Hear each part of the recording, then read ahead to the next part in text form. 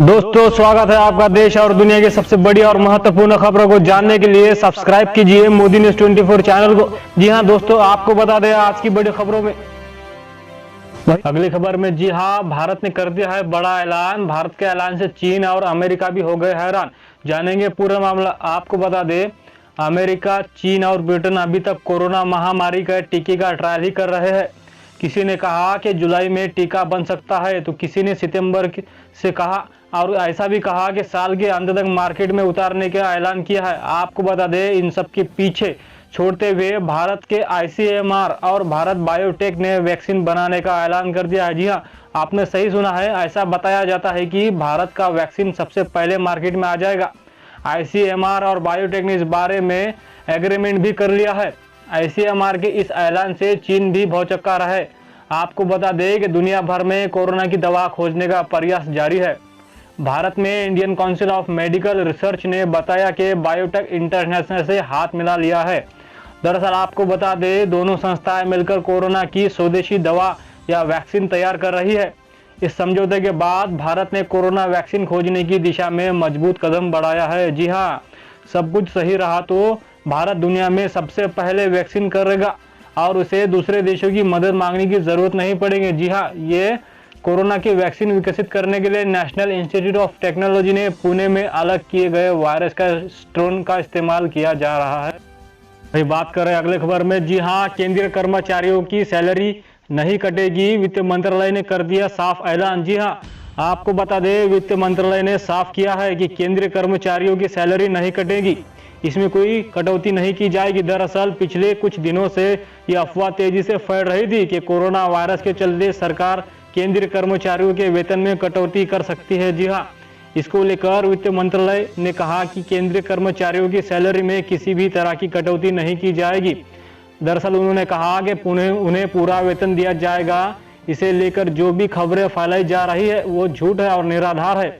वित्त मंत्रालय ने अपने आधिकारिक ट्विटर हैंडल से ट्वीट कर कहा, केंद्र सरकार की कर्मचारियों की किसी भी श्रेणी में मौजूद वेतन में किसी भी कटौती नहीं की जाएगी। सरकार इसके पास कोई प्रस्ताव नहीं है।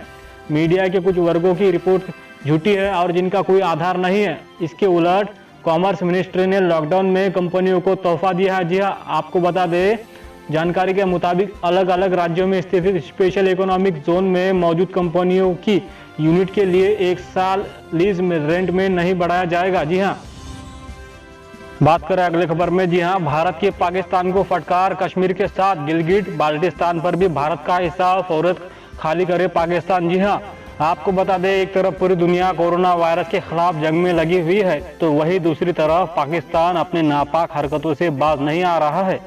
लेकिन भारत ने अभी इसको किसी की भाषा में जवाब देने का मन बना लिया है। गिलगिट बाल्टिस्तान पर पाकिस्तान सुप्रीम कोर्ट के आदेश के बाद भारत ने कड़ा विरोध दर्ज किया है। भारत ने पाकिस्तान के एक वरिष्ठ राजनयिक को बुलाया और इस मसले पर कड़ा बयान जारी किया है। विदेश मंत्रालय ने पाकिस्तान को साफ कर दिया है कि जम्मू कश्मीर और लद्दाख का पूरा क्षेत्र, जिसमें गिलगिट बाल्टिस्तान का एक हिस्सा भी आता है, वह भारत का आंतरिक भाग है। जी हाँ, भारत ने इसी के साथ ही साफ कर दिया है कि इस मसले पर भारत की स्थिति साल 1994 में संसद में पास हुए प्रस्ताव में नजर आई थी, जिसे सर्वसम्मति से पास किया गया था। पाकिस्तान या फिर उनकी न्यायपालिका के इस पास कोई भी अधिकार नहीं है।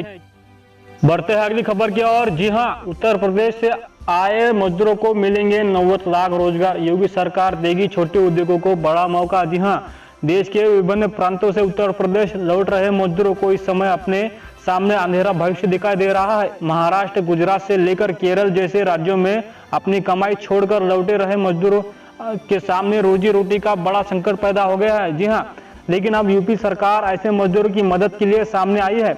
यूपी सरकार मजदूरों की वापसी को एक बड़ा मौका मान रही है और अपने ही शहर या गाँव में मजदूरों को नौकरी का अवसर प्रदान करने के लिए मेगा प्लान पर काम कर रही है। जी हाँ, इसके तहत उत्तर प्रदेश में छोटे और समझौल उद्योगों को यूपी सरकार के मुताबिक पूरे देश के करीब 15 लाख मजदूर प्रदेश में लौटे हैं। जी हाँ, इन श्रमिकों को प्रदेश में ही रोजगार देने के लिए अब मुख्यमंत्री योगी सरकार ने योजना बनाने का ऐलान कर दिया है।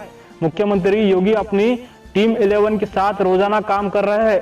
प्राप्त जानकारी के अनुसार एमएसएमई और ओडीओपी सेक्टर के 90 लाख छोटे बड़े यूनिट को योगी सरकार की नजर है।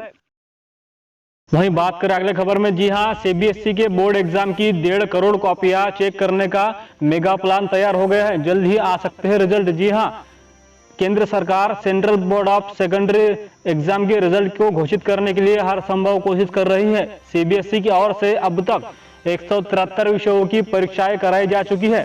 जी हां, इन परीक्षाओं की लगभग 1.5 करोड़ की पुस्तिकाएं को जल्द ही चेक कराने का इंतजाम किया जा सकता है। केंद्रीय मानव संसाधन मंत्री रमेश पोखरियाल ने जारी किए ऐलान के मुताबिक कॉपियों को चेक करने के लिए 3000 सीबीएसई स्कूलों को सेंटर बनाया गया है। यहां से कॉपियां चेक करने के लिए टीचर्स के घर भेजी जाएंगी। 50 दिनों के अंदर इन कॉपियों को चेक कर लिया जाएगा। जी हां, आपको बता दें, सीबीएसई के रिजल्ट जल्द ही घोषित हो सकते हैं। केंद्रीय मंत्री ने बताया है कि 29 विषयों की परीक्षा बाकी रह गई है, इन्हें भी जल्दी करा लिया जाएगा और कॉपियां चेक कर जल्द से जल्द रिजल्ट घोषित करने का प्रयास किया जा रहा है। सीबीएसई के 10वीं और 12वीं बोर्ड के बचे हुए पेपर की तारीख अनाउंस हो गई है। जी हां, एचआरडी मिनिस्टर रमेश पोखरियाल ने शुक्रवार को ट्वीट किया था कि लंबे समय से सीबीएसई के 10वीं और 12वीं के पेपर की तारीख का इंतजार कर रहे हैं। इन पेपर की तारीख 1 जून से 15 जून तक के बीच रखी गई है। जी हां, बढ़ते हैं अगली खबर की ओर। लॉकडाउन में श्रमिक स्पेशल ट्रेनों ने 3 लाख से ज्यादा लोगों को पहुंचाया अपने घर, लेकिन रेलवे ने लोगों से की अपील। आपको बता दें, कोरोना वायरस महामारी के चलते देश भर में किए गए लॉकडाउन के चलते देश की अलग अलग हिस्सों में बड़ी संख्या में श्रमिक, छात्र, पर्यटक और यात्री फंसे हुए हैं।